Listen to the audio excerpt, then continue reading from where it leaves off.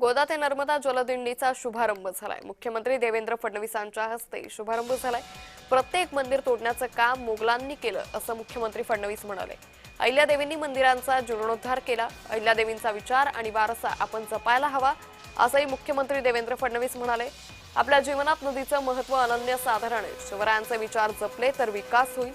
राज्य कारभार करताना अहिल्यादेवी शिवरायांची शिकवण शाश्वत विकासाची आहे। निर्मल गोदावरी, अविरल गोदावरी अशी कुंभमेळ्याची संरचना असल्याचे मुख्यमंत्री देवेंद्र फडणवीसांनी म्हटले।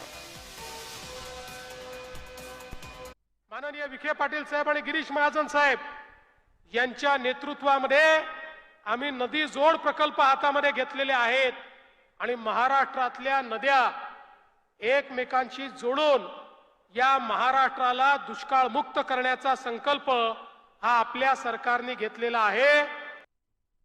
मोगलाच्या आक्रमणातनी आमच्या हिंदू धर्माची जी मानकं होती ते त्र्यंबकेश्वर असो की त्या ठिकाणी सोमनाथ असो, ते रामेश्वर असो की काशी विश्वनाथ असो, प्रत्येक मंदिर तोडण्याचं काम, प्रत्येक आराध्य दैवताला खंडित करण्याचं काम हे मुघलांनी केलं। त्या मुघलांच्या नाकावर टिचून आणि त्यांच्या छातीवर पाय देऊन पुण्यश्लोक अहिल्यादेवींनी या सगळ्या मंदिरांचं पुनर्निर्माण त्या ठिकाणी करून दाखवलं।